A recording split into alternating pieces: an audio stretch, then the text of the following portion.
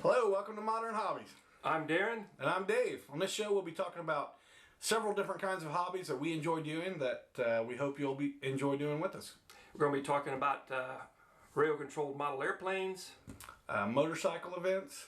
Going to be talking about model rockets like these things here. We'll be going to the range, shooting sporting clays. We might even restore some vintage chainsaws. We'll try our hand at gallery pistol at the indoor range. And then we're going to do photography. And speaking of photography, we're going to do a segment right now called Hobby Tech. But later on, stay tuned because we're going to do slot cars. But we're going to do Hobby Tech right now. And we're going to talk about all the modern tools used for hobbies. And this episode, we're going to be talking about the camera rig, right, Dave? Yep, we're going to be using my HD camera. It's a Canon HF M40. We're actually shooting some of the video with that, and we're using Darren's SLR rig.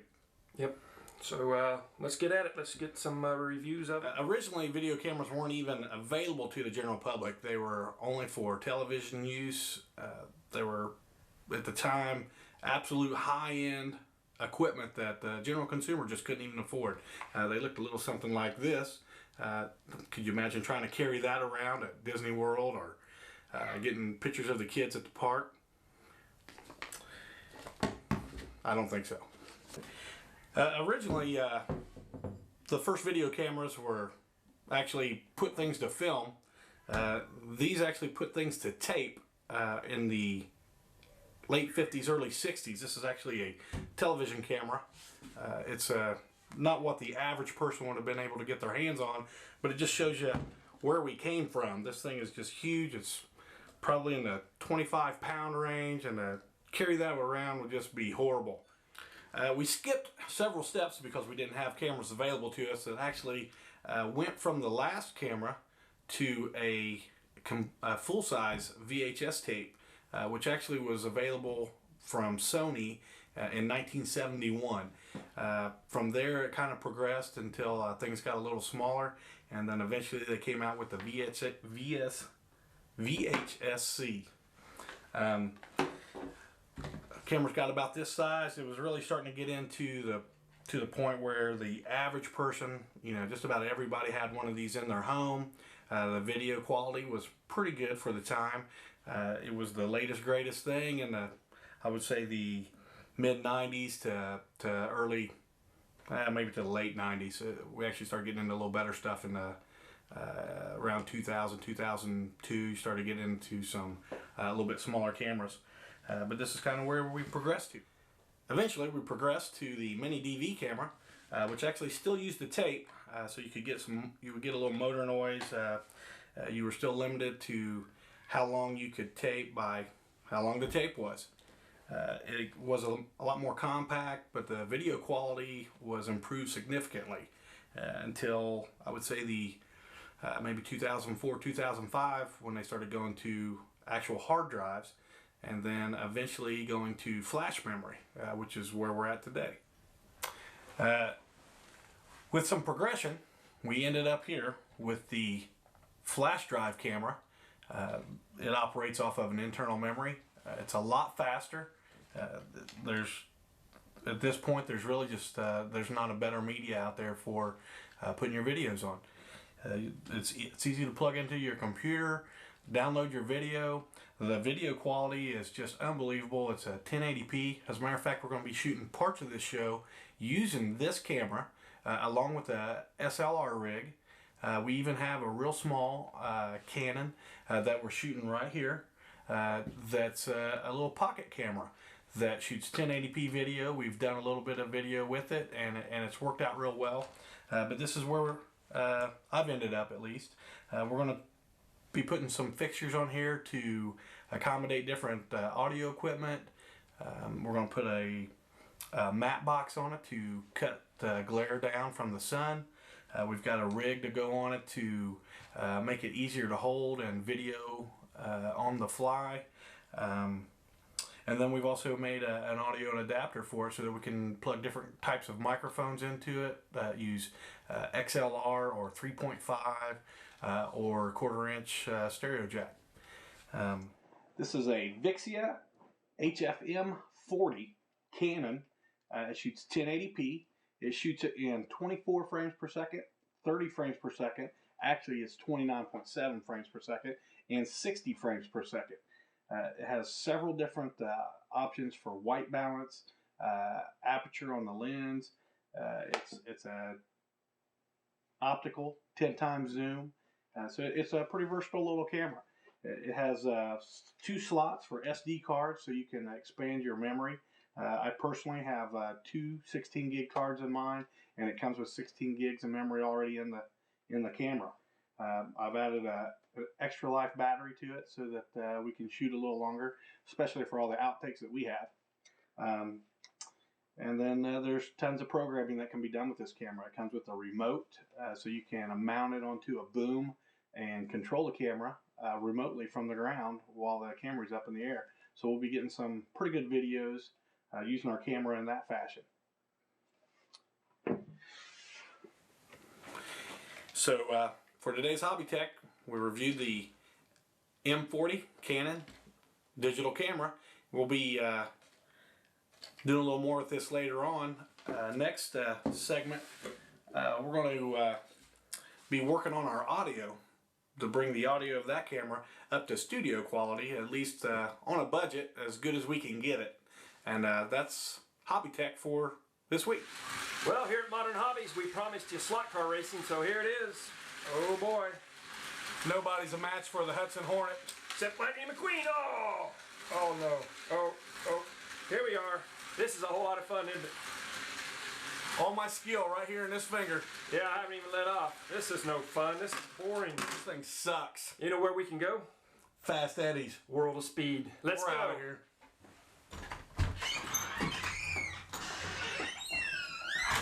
All right, I'm down here at 17 South 10th Street in Richmond, Indiana. Dave's behind the camera, so we're going to go in here to Fast Eddie's and find out what this big commercial scale slot car racing is all about. I'm going to change out this ridiculous shirt, go in there and interview some people and show you some racing. All right, here at Modern Hobbies, I'm down here with Johnny King from Richmond, Indiana. And what brings you down here to Fast Eddie's? Just a good day to get out of the house and hang out with the boy and get him away from the computer and a little racing. All right, there you heard it. And what kind of car are you racing today? IndyCar. All right, so what's your fastest lap? 15.3. 15 seconds? Yes. Shouldn't that be running like 3 seconds? Oh, okay, that might be it. 3 seconds. All right, see what kind of lap you go. Read them. I'll read them off. You're on red. Okay, we have 13 seconds that time. You can go faster than that, surely. 6 seconds, there you go. Just beat your best time already. I think your boy just ran 5 seconds earlier, and you're done 6. Maybe I should take lessons from him. Yeah, maybe. Oh, there you have it from Johnny King of Richmond, Indiana. All right, I'm down here at Fast Eddie's World of Speed with a friend of mine, Steve Lavelle from New Palestine, Indiana. And he comes down almost every weekend. It's about, how long a drive is it, Steve? Roughly about an hour. So he comes down here every weekend for an hour drive each way. And tell me about the kind of cars you bring.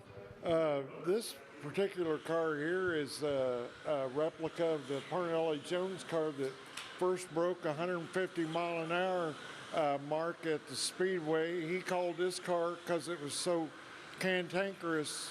He won the Indy 500 in this car. He called this car Calhoun, and it's a famous race car. And I believe I got the all the decal placement and stuff off of a photograph which I obtained from the Indianapolis 500 photo shop, which is up on the second floor of the Hall of Fame building there inside the track. So a lot of these cars look just like the original, don't they? As close as I can make them, you know. And about how long have you been building slot cars? Since about 1962 is when I first started mechanicking on them, you might say. And about how many cars do you think you have? I've got about 500. And about how many do you bring down each time? I don't know, you just have to, I haven't really individually counted them. I just know that if I'd leave a box of them at home, that'd probably be the ones I'd want to run that day, so I just bring them all. Yeah. So is there any special cars that you like the most? Not really, you know, they've all got a little story that goes with each one of them. Because I built all of the custom cars, you know, you might buy some cars that are already manufactured, such as this, but then there's scratch built cars, which would be this would be one of them. Right here is with a frame that I made myself that was patterned after a Parma car. So. Pretty anything under the sun, you know, home built or. And what's the funnest thing about running slot cars and building them? Just the tuning and going up against competition with the other like-minded people, and just driving the cars because they basically kind of drive like one-to-one style cars. I mean, you can drive them too fast, and in handling and the slide action, and there's just no other hobby like it. Yeah, unlike the HO cars that have magnets holding them on, these don't have magnets, right? No. Now, some of the 132nd cars have magnets. You can see this one that's built into the car for magnet traction, but most of the scale purists would rather run the race cars without the magnets, as I would, you know. Yeah, like down here we don't have any steel pickups to even have those work, so it doesn't matter if the magnets are on or not, because it's all like a copper type braid, isn't it? Yeah, there's non-magnetic strips on the track. All right, well, thanks a lot, Steve. Anytime. When you're starting out in the slot cars, you can get everything you need right here at your local track at Fast Eddie's to get started in racing slot cars. Also, to keep your old cars going, you can get anything you need down here at Fast Eddie's. Johnny looks like he's buying a new body. For what kind of body is that? A drag racing body. Okay, looks like these are all the bodies you can get for your FCR 4.5-inch chassis. That row, it looks like even that row, they're all painted up to look like your favorite NASCAR racer. They have sponsors and numbers to match NASCAR. And then down here you have the cars for like the Flexi cars. They're kind of a retro look to them. And down here you've got all the little parts you would need to pretty much keep your car going forever or build any type of car you want to build. Down here we have tires. You have the actual FCR chassis already ready to run. There's two that are built by professionals, so they're ready to race. All you have to do is buy it and teach yourself how to race. All right, also down here, looks like he's got a bunch of bodies already painted up for the drag strip. Up here, looks like all GM. Down here, looks like the Mopar Alley. These are all the same car from here to here. I even see a couple Mustangs back there, and maybe a Willys. And over here, we have the 1/32nd scale Slottets. These are real fun to race. They look just like the Daytona type cars, and they are already painted and ready to race. You just gotta pretty much take them out and race. There's some down here, and they also, the 1/32nd scale also runs on the big 1/24th scale wood track just as well. These cars especially run good. All right, I've got a few cars in my collection. As you can see, a lot of these are vintage cars. Some of them I built myself. Let's get a couple down here and show you. This is a car I built from scratch. You take just a 1/24th scale model body, throw away the rest or sell it on eBay, and you just take the body, the windshield, and that's all you use. You put a what they call a hard body stocker chassis on it, and you basically, this one is really set up for oval track only because it's got the motor offset to one side. It has all the lead on the inside for left-hand cornering. It's got a paint job like you'd see on a drag car. It's real slick and finished, so I really don't race this one against other people because I don't want to get hurt. I've got another one here that's been in a few races. You can see all the paint scratched off, and they get pretty beat up. This one's a Pro Track chassis, and it's got lead to one side. Set up for the oval. This one actually has headlights and taillights in it. I think, no, this one doesn't. And then I've got the vintage cars. Here's another homemade one here. This was actually made by a guy named John Meyer, and has my custom-made wheels I built for it. And then I've got some original vintage that's got some history to them. Like, well, let's see, this one here is a offset Revell chassis. It's made in the 60s. That's how it came in a kit. You put it together, you basically painted it, put the decals on it. And some of them came already painted, but I think this one you had to paint yourself.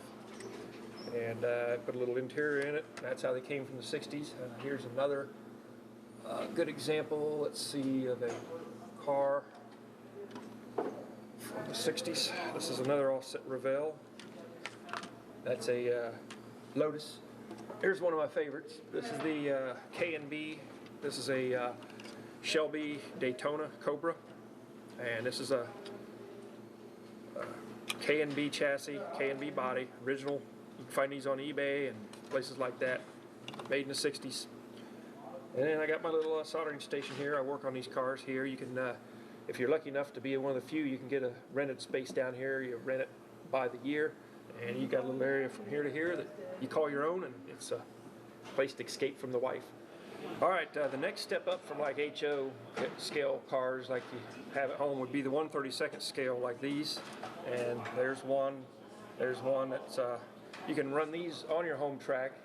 They make a 1/32 scale track, or you can run them on the big 1/24 scale wood track like we have here. So let's take one of these little 1/32 cars out and show you how it runs on the big 8-lane wood tracks.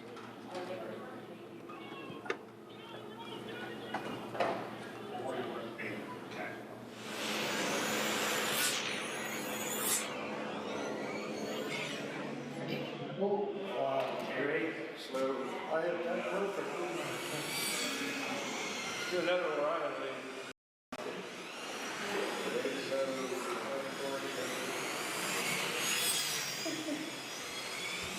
On certain nights of the week, when people get off work, they come down here and try their hand at slot car racing. Slot car racing is, again, pretty popular. It was even more popular in the 1960s when they used to hold national televised events. At one point, there were more slot car tracks in the United States than there were bowling alleys. Some say that's what happened to slot car racing in the 70s, is AMF made most of the tracks, and they also took on bowling alleys in the 70s, and they shipped most of their tracks overseas. And today, you cannot even find an AMF-built track in the United States. But then in the 90s, it became popular again with modern-built tracks out of MDF. And we're lucky enough here in Richmond to have not one but 3 tracks plus a quarter-mile drag strip on a 1/24 scale. These tracks are 8 lanes, and you can work on your cars here, get them ready for the next race. And within the rule limits, you can make yours faster than your competitors. These cars are great to get started with. If you want to take on a bigger challenge, you can build a car from scratch from a model kit like this one here. It is built from a regular 1/24 scale model and put on what's called a hard body stocker chassis. And there's also another type of slot car racing that's real popular down here, and that's drag racing. We have an event we're covering right now called the $500 to win. It's kind of like the U.S. Nationals for slot car racing. People come from all over to try to win $500. So let's talk to a few of them now. Your name is? Mike Gibson. All right, and how far did you drive to come to this event? 200 miles. 200 miles. What city are you from? Newcomerstown, Ohio. All right, and you have a lot of nice-looking cars here, I noticed. About how many do you have? I got 20 cars, and I got a couple more at the house. And what got you interested in racing slot cars? Well, I had a real car, and I decided that this was as close to drag racing a real car as what there is, so I chose a slot car. A lot cheaper to race slot cars than it is real cars. All right, now show us that picture. And that's your real car. That's my real car. And show me the car you built looked just like the real car. And I built that one to match. And how fast does that run? It runs right at 60. Yep. Wow, how fast does your real car go? It went 165.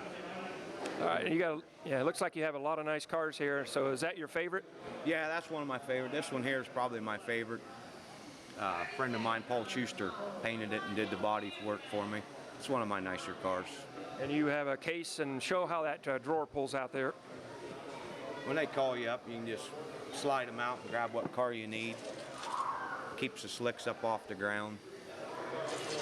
All right, very cool. All right, I'm down here with Dave Stevens from Lewisburg, Ohio.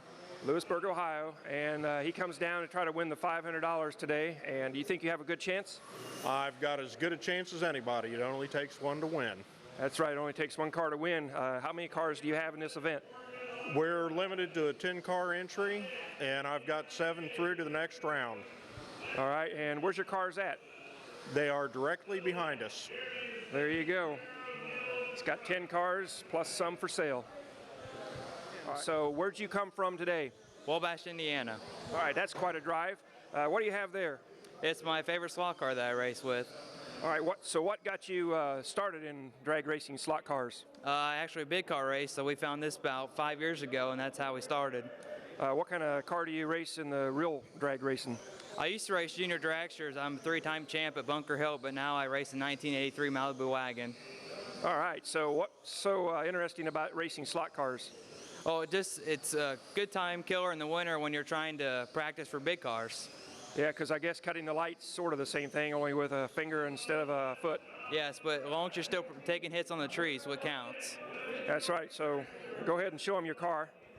It's a Mopar wagon, 2 vans put together, and I've won a ton of money with it. It's my favorite car. All right, well, thanks a lot. Thanks. All right, I'm here with 11-year-old Wyatt, and what school do you go to? National Trail. All right, he's going to show us here how to glue a drag car's tires before you race them.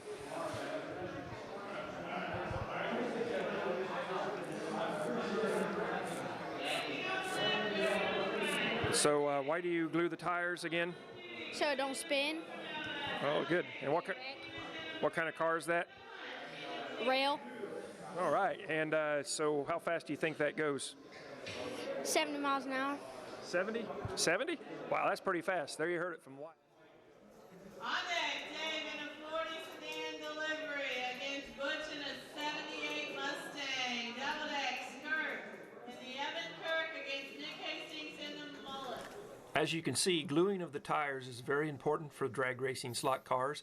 It's important that you glue the track the same way every time so you get a consistent run from race to race. Tires get distorted in their drag racing. What we're doing now is truing them, make them good and round again. Make both tires exactly the same size. I always mark them with chalk to make sure I've got them cleaned up 100%.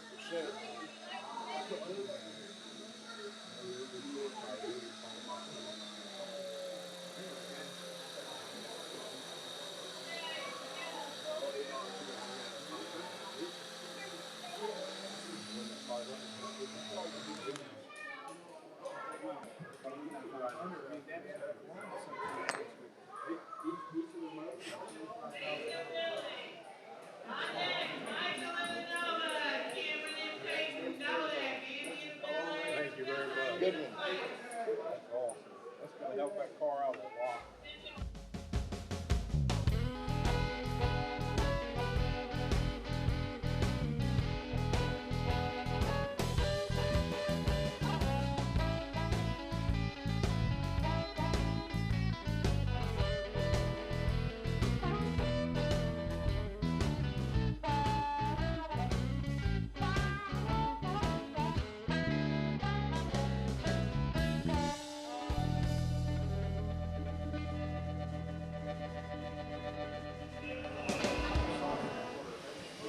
All right, we have a couple seasoned veterans here.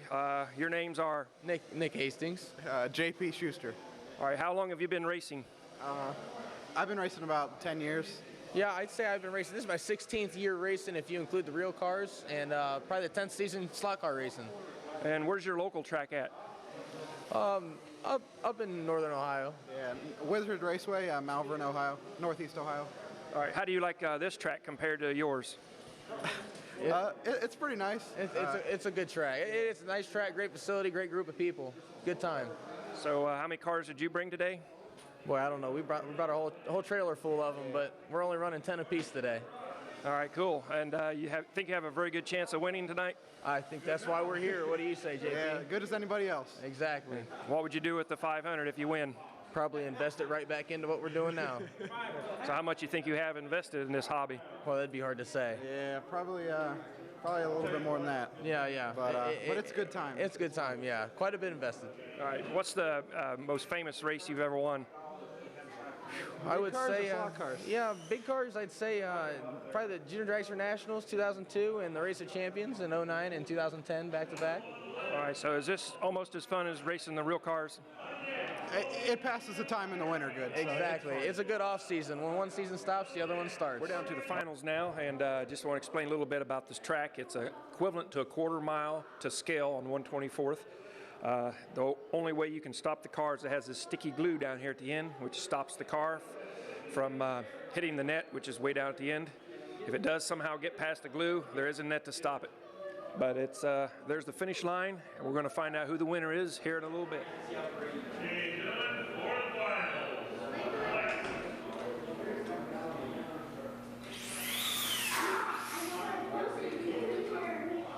All right, so we have the winner standing here with me today from the $500 race, and your name is? Cameron Cardulis.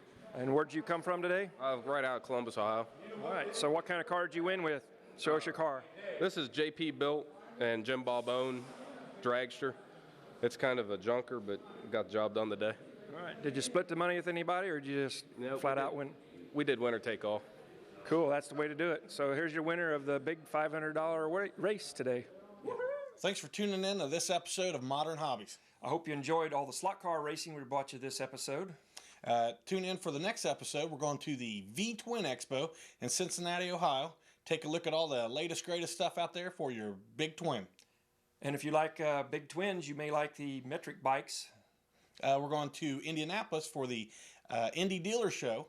And we're going to see all the latest, greatest stuff out there for your metric cruiser, your sport bike, your touring bike, your ATV, and your dirt bike. That's going to be real exciting. We're going to have the Modern Hobby girls there also. Yeah, we're going to have our own spokesmodels for Modern Hobbies, so that ought to make it pretty interesting. You want to tune in for that episode, guarantee it. Darren also got some footage on the Centerville Pinewood Derby. Yep, the first ever. They're going to have an annual event every year. I've got a little footage to show you there. And then we're also going to go back to Hobby Tech. We've built a box for upgrading your audio on your home video camera, get a little better quality of sound there, and that's next episode of Modern Hobbies. Thanks for joining us. Thanks a lot.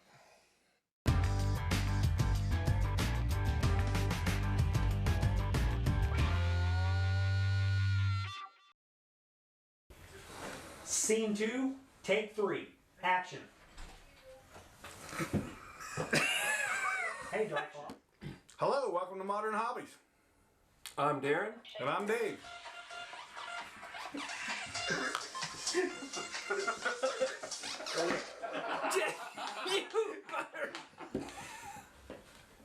Welcome to Modern Hobbies.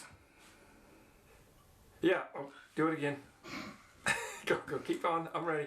Welcome to Modern Hobbies. This show is going to be me by myself talking about all kinds of hobbies. You want to try that? Yeah. Go, keep going. Keep going. I'm ready. Okay, go.